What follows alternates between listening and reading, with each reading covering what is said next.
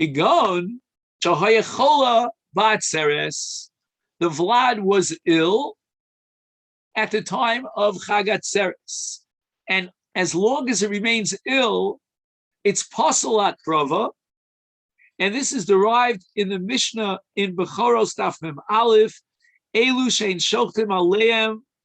We will not bring the following karbanos, Zaken, Chole, Umizuam.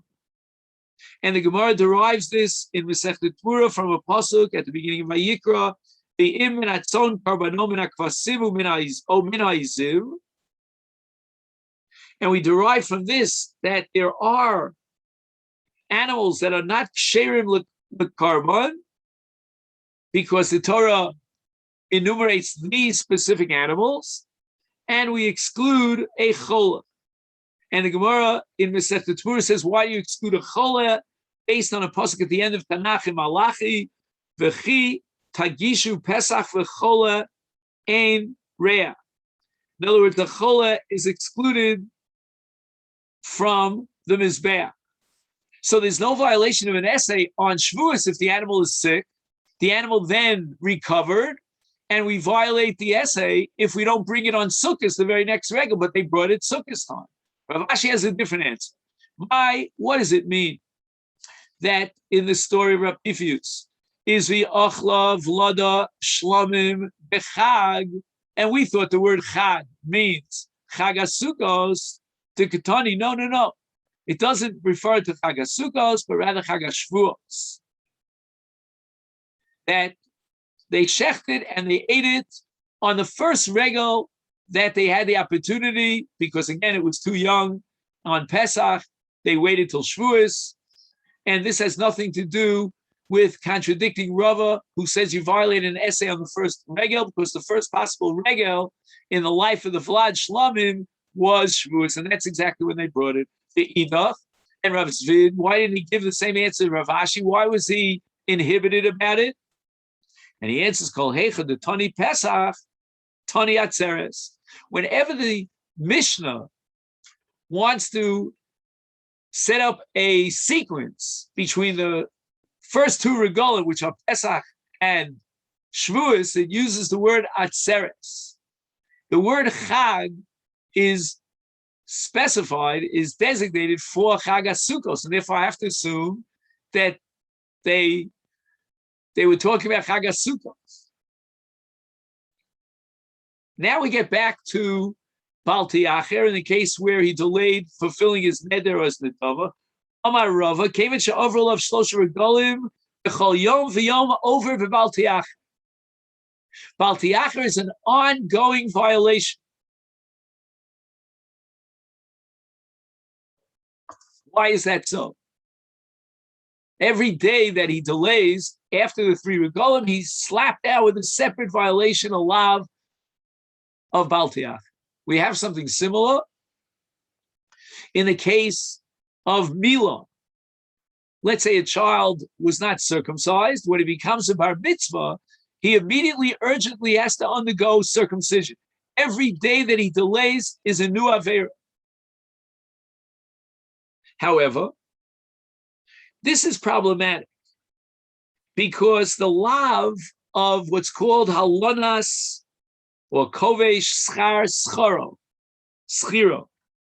which is derived in Parshas Kedoshim from lo solin pu'ulas sochir itcha ad boker.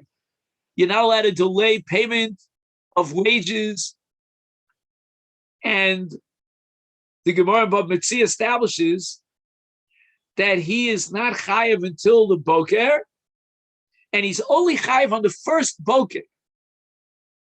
We don't say that he becomes chayiv day after day, and every day that passes by, he violates the separate law. Once that first boker passes, and he hasn't paid up his wages, the employer is guilty for the violation of the law. That's it. It's not an ongoing law.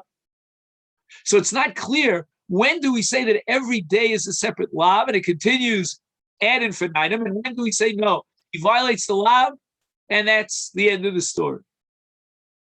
And here we have a Baal Amor.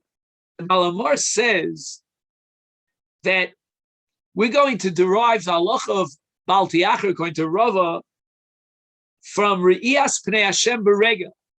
And with regard to Re'iyas Pnei Hashem Beregel, every Yom is a separate entity with its own Machayat.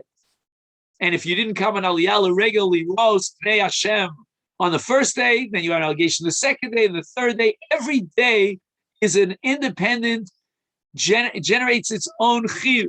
And therefore, Rava thinks that even though you violated Bal Tiacher on the third regel, every day subsequently generates that chiyuv. And you violate Bal Tiacher Meisvei. The Gemara objects from a brisa.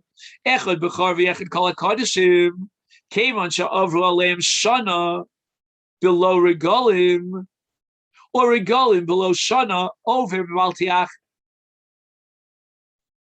Okay, we'll get into detail about what this means. What's shana below regel? What's regel below shana? But now we get to the question, the objection on Rava. Hi, my tiyuvta. What question is the Gemara intending to ask?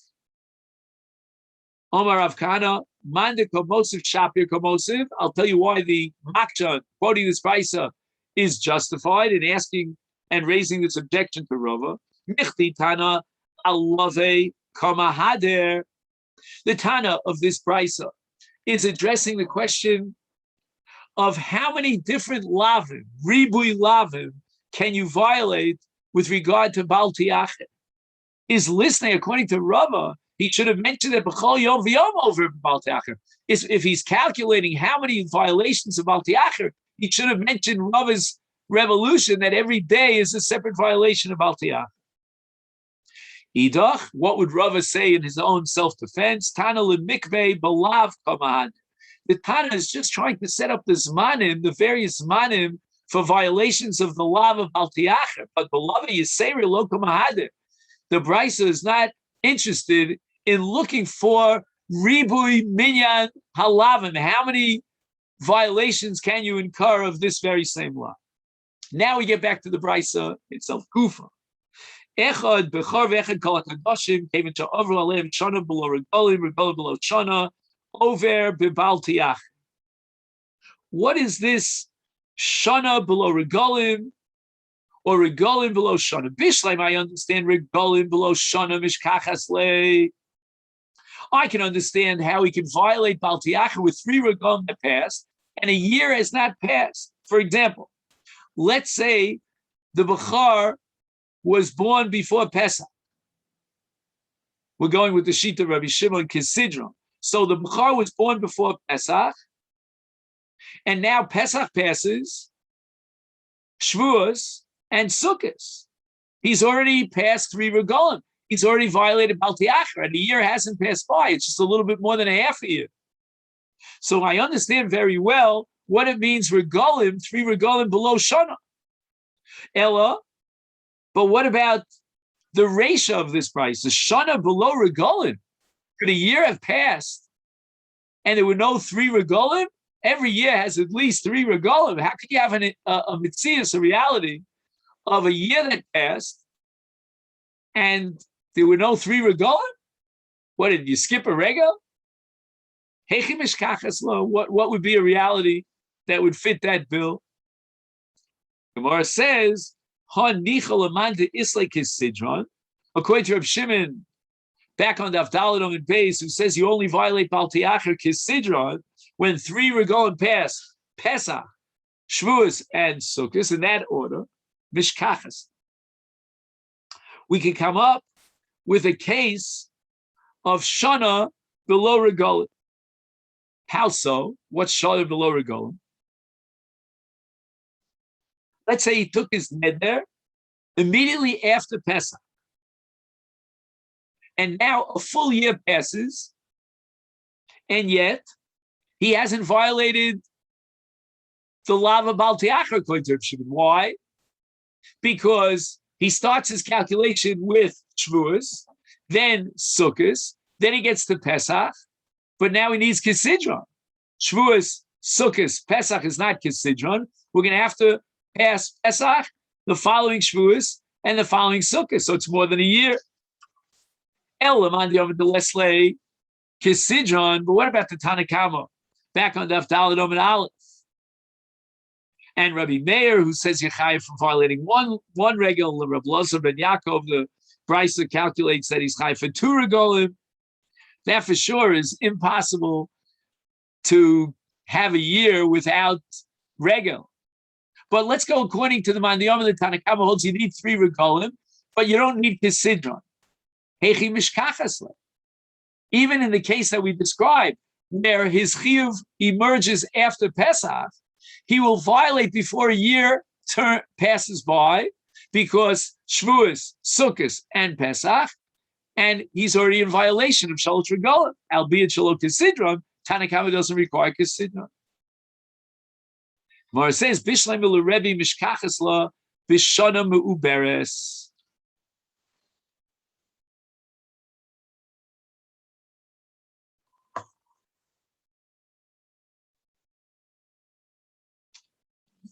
Okay.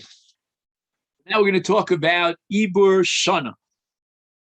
The Sanya we learned in a Brisa, the Torah says at the end of Parshas Bahar that if you sell a piece of real estate in an Ir Mukefes Choma, Mimos Yeshua ben Nun, then the Torah gives you a full year to be Goel, to redeem and demand that the sod of the field goes back to its original owner. The original owner who sold it has rights to get it back within a year, up to a year.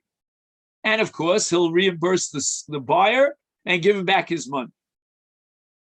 So the Torah says, in Lo Yigael ad Melos Lo Shana Tmima, V'kama Bayis Asher Be'ira Shalo Choma, Litzmitus Lakona Oso Lo Yetze B'Yov. So if the year passes by, the Torah says he has no rights, and now the buyer has full, irrevocable rights to that field. Rebbe Omer, Monesh Shlosh Meos V'Shishim V'Chavishim Yom, Kiminyan Yemos HaChama. When the Torah gives him up to a year, it's a solar year, which means 365 days. And it matters not whether or not there's a second Adar and it's a Shana Muberes, we will always calculate 365.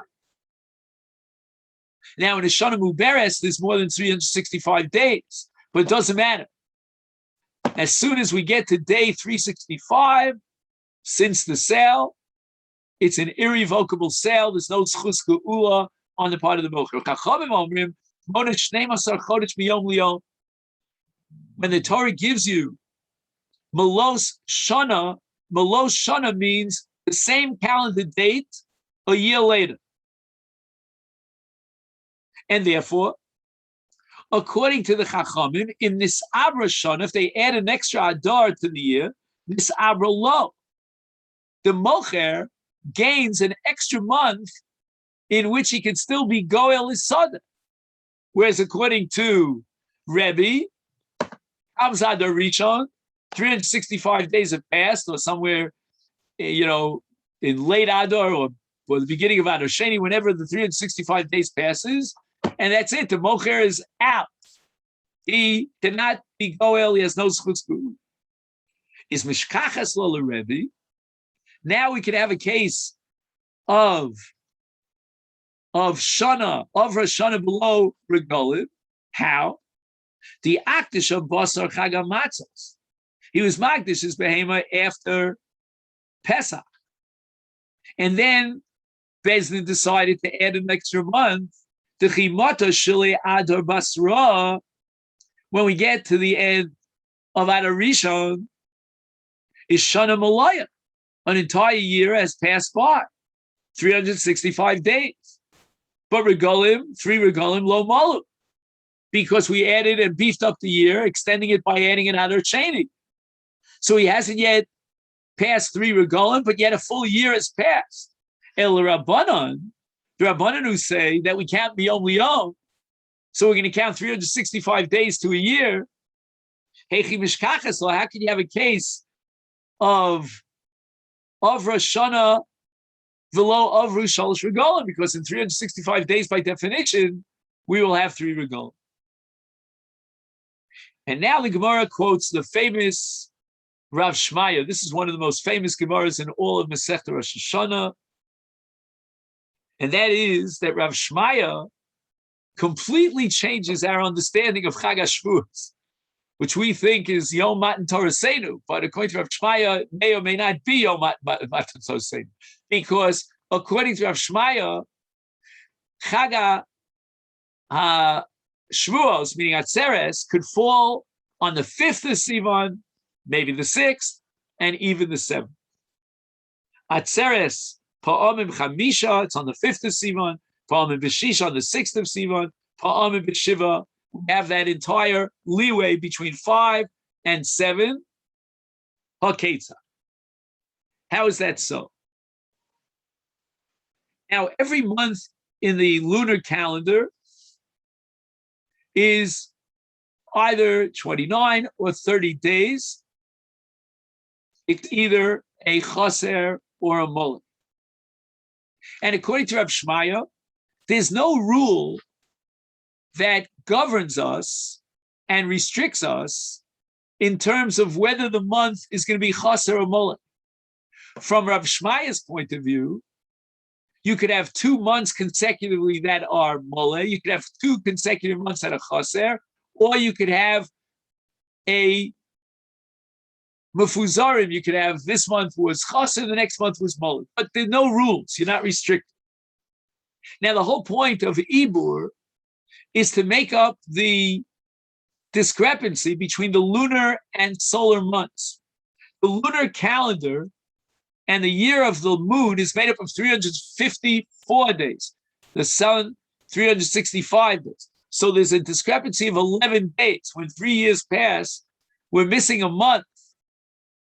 So we add another month. Anyway, getting back to our Ketzah. Shnei Maleim.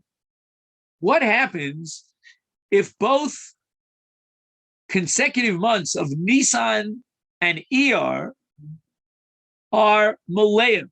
They both are made up of 30 days. Chamisha. It means that Chag HaShavuos will come out on the 5th day of Sivan. How so?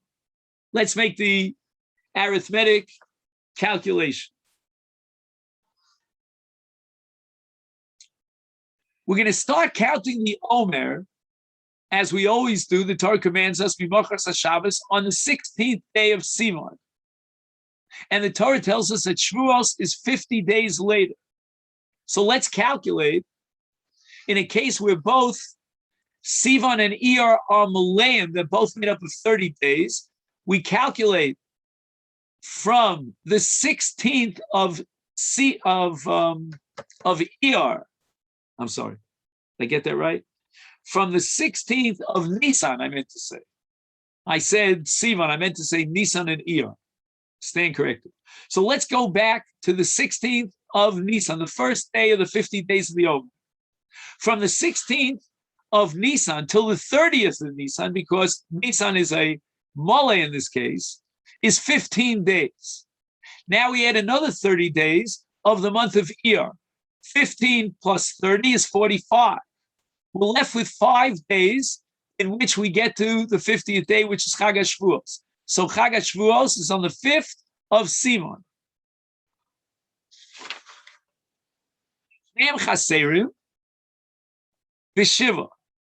If both Nisan and Iyar are 29 days, then the 50th day after the Omer begins is going to be on the 7th of Sivan.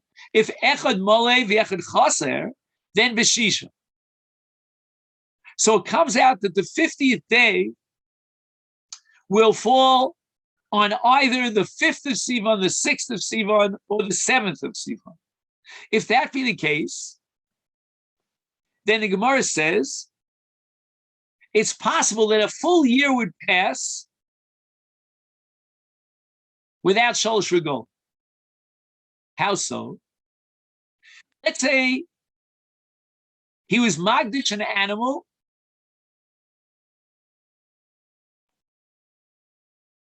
on the 6th of Sivan in a year where both Nisan and Iyar are Maleim, are 30 days, which means that Chag HaShavuos was on the 5th of Sivan. He was Magdish his Behema on the 6th of Sivan. Now let's calculate. We're going according to the Rabbanon. A year is made up of 365 days.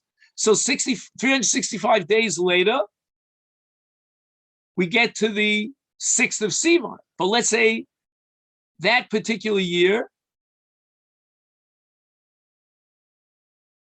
there were 2 months of Nisan and Iyar that were consecutively chaserim, 29 days, which means that Shavuos will be on the 7th of Sivan. So then when you were Magdish on the 6th of Sivan after Shavuos, and now we have to calculate 3 regalim, which means Sukkot, Pesach, and Shavuos, but in this year, the following year, the second year, Shavuos is going to fall on the 7th day of Sivan. So the third regal has not yet passed, and the year has passed. So the Gemara says, Uman Tana de Poligal later of Shmaya, but there's a Tana that rejects Rav Shmaya, Acherim he, which is usually Rabbi Meir. The Sanya we learned to the Bryce, Acherim Omrim, Ein Bein Atzeres, Latzeres, the Ein Bein Rosh Hashana, Rosh Hashana, Ela Arba Yomim Bilvad. In other words, if you calculate the day of the week of Chag HaShavuos, a year later, just add 4 days, and you'll get to Chag HaShavuos in the following year. Or if a certain day of the week was Rosh Hashanah, the year afterwards, calculate, add 4 days, and Rosh Hashanah will be 4 days later. For example, if let's say Chag HaShavuos was on Shabbos, a year later, it will be on a Wednesday, on 4 days after Shabbos. The year after that, calculate another 4 days, and it'll be on a Sunday, etc., etc. And the reason for that is because the Acherim rejected Rav Shmaya, and they hold that there's a definite restricted pattern for the months of the year. It's always going to be one mole and then one chassid, one mole and one chassid. So when you have a month that's 30 days, the month afterwards will always be 29 days, and the following month, etc., etc. So according to that cheshbon, every year has 6 months of 29 days and 6 months of 30 days. So if you calculate the 6 months of 29 days, that gives you 174 days. The 6 months of 30 days, which is 180 days, altogether you get 354 days. Okay, you can do the math. 174 plus 300 plus 180 equals 354. I worked it out and it works out. So therefore, if we're going to take and divide up the number of days into 7, because we're going to be counting 7 weeks, then in every year you're going to have the 50th day of Shavuos, and it's going to always fall out on the 6th of Sivan. And we're going to always add 4 days. So we add another day. And that's because the month of Ibur is always, by definition, chassid. It's always going to be 29 days. It comes out that according to the Acherim, Nisan and Iyar are always one chaser, one mullet. That doesn't change. That is set in stone. And therefore, the 50 days between the Omer and Shavuos is always going to fall on the 6th of Sivan, which is our minhag. And therefore, you cannot tell me that Shana below Regalim, in that situation where he's Magdashin on the 6th of Sivan, because according to the opinion of the Acherim, Chag HaShavuos will be Chal every year on the 6th of Sivan. And therefore, the Gemara says that the Tana, the Acherim that reject Rab Shmaya, would not have a possibility of a year passing without 3 regalim. Boy, Rab Zera Yorech Mahu. Let's say my father took a neder and he passed away before he fulfilled it. And now I, as his heir, am obligated to bring his karma. do I violate Bal Tiachar just like my father does? That's the suffix of Rabbi Zera.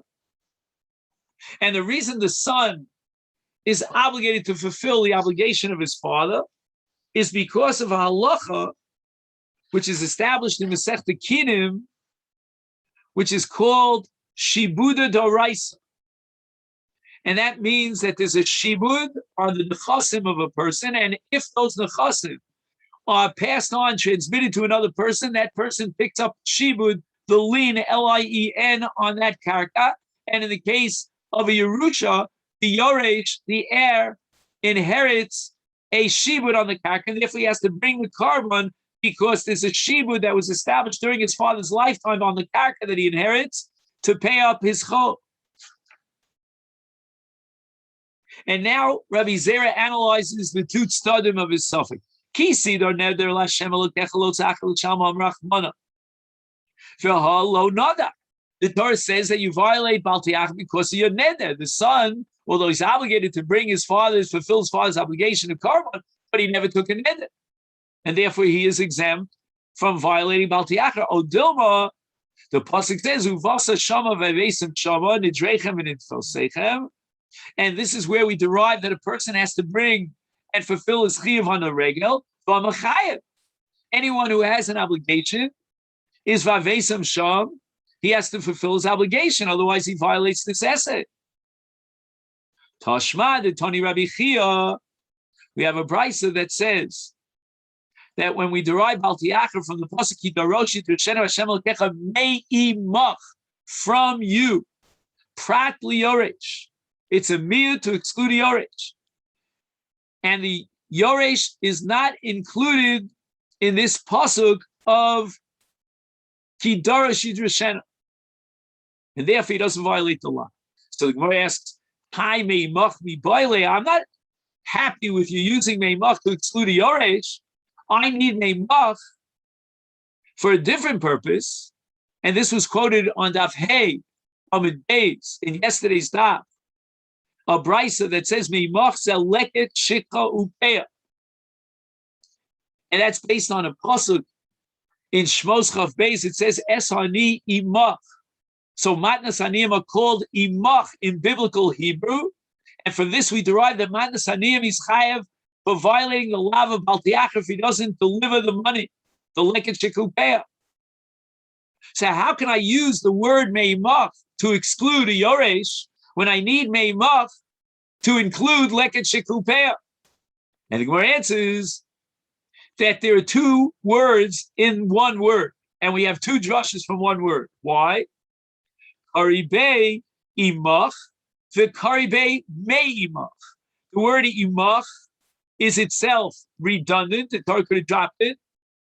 And not only that, but the Torah added a mem, which is an extra mem. So from the word imach, we're going to derive leket shekupeya that are included in Bal Tiachar.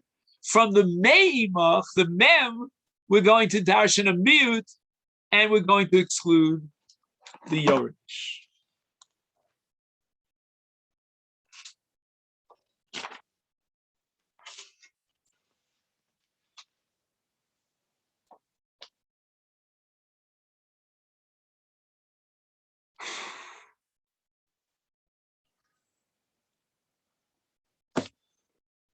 So we're up to Boy Rab Zera. Isha Mahi B'Bal Tiachar. What's the status of a woman? Is she included in the law of Bal Tiachar? We say when the Torah speaks about Aliyah L'Regel, it says Kol Zechurcha. Women are not obligated to the mitzvah Aliyah L'Regel. And therefore, in the first side of Rabbi Zera, he thinks that the Zman of Regolim is not a factor, it's not a gorem to violate the law of Bal Tiachar in the case of a woman because she doesn't have the mitzvah Aliyah L'Regel. O Dilma, Isa B'Simcha. But the Torah says, V'samachta b'chagecha, ata ubincha ubitecha. And the Gemara Psachim Kuftes says that during the time of the Beis HaMikdash, when ein simcha lebasar shlomim, b'savachta shlomim, v'achalta sham, b'samachta l'fnei Hashem elokecha, she would come on Aliyah Regel in order to eat the carbon shlamim and fulfill the mitzvah that's incumbent upon her of simcha. Amalei Abaye says to Reb Zera, "V'tepukle da isa b'simcha." Why don't you just derive from the fact that she's obligated in simcha, and therefore she has to do aliyah l'regel in order to eat shlamim? So she has the mitzvah aliyah l'regel, albeit not in the form of re'iyah kol schorcha, but in the form of samachta b'chagefa, and therefore certainly she should violate baltiacha because of the regalim. So the Gemara assumes that Abaye accepted the premise that women are obligated in the mitzvah of simcha. Umi amar Abaye hachi, ha'amar Abaye isha baila misamcha. No. When the Torah says v'samachta ata ubitecha, the Torah is addressing the man, either the husband or the father, and it is obligating him to bring joy to his children, his daughters, and to his wife. So Baila Misamcha, which means that there's no chiyuv simcha that evolves upon a woman, according to Abaye. So our answer is Lidvarav to Rabbi Zera Kama. Abaye himself holds that a woman is not included in the Chova Simcha to eat Basa Shlamim. But he's only pointing out that according to you, Rabbi Zera, that your opinion is that a woman is obligated in the mitzvah of Simcha, and she has to eat the Barbat Shalom, she has to come to the regel, to the Beis HaMikdash, therefore it should be pashut that she violates Baal Tiyah. Okay, then, my friends, this is where we're going to stop. And I'll take this opportunity to wish you a great Shabbos Parshas Lech Lecha. And B'li Neder, if you look online, you will find, you could look on YouTube or you could look on YU Torah, Daf Zion. I haven't completed that task yet, but hopefully before Shabbos I will. And we will begin Daf Zion here on the bottom of Daf Vav Amud Beis with Iboilahu, and that's it. Thank you so much. Shabbat.